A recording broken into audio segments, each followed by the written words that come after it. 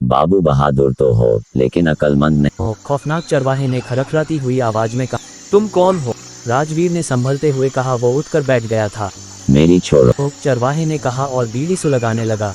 अगर मैंने ने तुम्हें इधर आते न देखा होता तो तुम उस चुड़ैल के शिकार हो गए होते। चरवाहे ने बीड़ी का दम लगाते हुए कहा और धुआं राजवीर के मुंह पर छोड़ दिया। ये क्या हरकत है? राजवीर ने खांसते हुए कहा। बीड़ी के धुएं से गांजे की बदबू आ रही थी। जिस बरामदे में तुम घुसने जा रहे थे वहाँ चुड़ैल का वास है। वो तो गनीमत है कि मैं पहुँच गया, वरना वहाँ से तुम्हारी लाश ही उठती। चरवाहे ने कहा।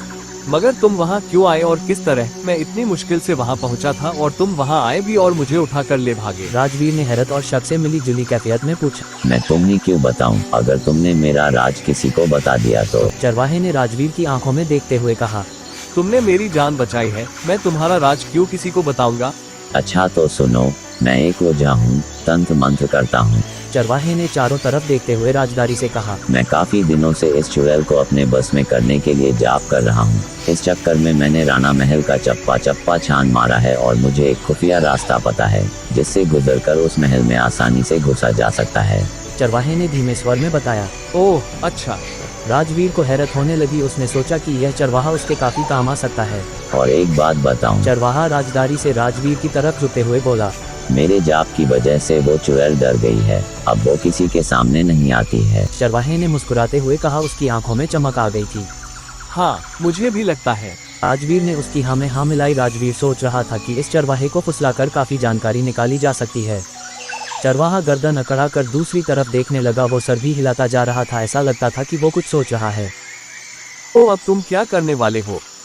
राजवीर ने चरवाहे से पूछा। चरवाहा चौंका कर उसकी तरफ देखने लगा। शायद उसने राजवीर की बात सुनी नहीं थी। वो किसी गहरी सोच से चौंका था। मैंने पूछा आगे क्या करने का इरादा है? राजवीर ने अपना सवाल दोहराया। मैं वही करूंगा जो करता आया हूँ इतने दिन से। आज मेरे जाप का 40 दिन पूरा हो जाएगा, लेकिन मुझे लगता है वो चुड़ैल कहीं भाग गई है, क्योंकि जाप के समय उसे कुछ भी करके जाप रोकने की कोशिश करनी चाहिए थी। शुरू में उसने कुछ परेशान किया था, मगर अब तो ऐसा लगता है कि वो आसपास हो भी ना। इस धोखे में न रहना। ऐसी शक्तियाँ आखिरी दिन ही अपनी पूरी शक्ति से हमला करती हैं। राजवीर ने समझाते हुए कहा और चरवाहा उसकी तरफ हैरत से देखने लगा। उसकी आंखों में फिर चमक आ गई थी।